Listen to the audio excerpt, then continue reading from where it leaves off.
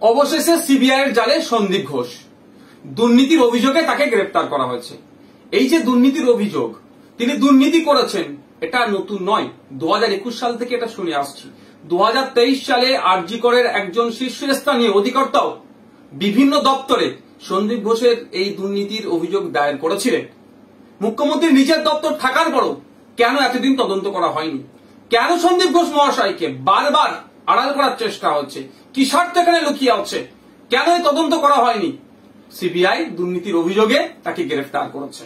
আমরা চাইবো সিবিআই এর কাছে শুধুমাত্র সন্দীপ ঘোষ নয়, এই আরজি কর কাণ্ডে যে দুর্নীতির সাথে যারা যুক্ত, যে সমস্ত রাঘব বোয়ালরা যাদের সাথে পরামর্শ আলোচনা করে এই ধরনের দুর্নীতি করেছে, প্রাতিষ্ঠানিক দুর্নীতি যারা করেছে, তাদের প্রত্যেককে এর মধ্যে যুক্ত করা এবং প্রত্যেককে গ্রেফতার করে কোর্টের কাছে তাদেরকে হাজির করুক, আশা করব। আর আমরা বারবার বলে আসছিলাম, তিলোত্তমার ধর্ষণ হত্যার শুধু নয়, এর পিছনে গভীর রহস্য লুকিয়ে আছে। আমার তিলোত্তমা দিদি নিশ্চিতভাবে এই দুর্নীতিগ্রস্ত নেতাদের, দুর্নীতিগ্রস্ত মানুষদের কিছু রহস্য রাজ জানতে পেরে গিয়েছিল, সেই জন্যই তাকে ধর্ষণ করে নৃশংসভাবে হত্যা করা হয়েছে।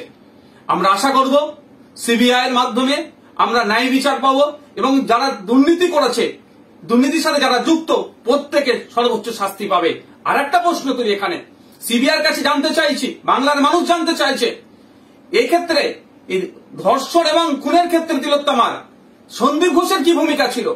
তার এখানে তিনি কি মাস্টার মাইন্ড প্লে করেছেন বা কি ভূমিকা তার ছিল খুন হয়ে যাওয়ার পেছনে বা ধর্ষণের পেছনে, সেটাও দ্রুত জনমানুষে আনুক।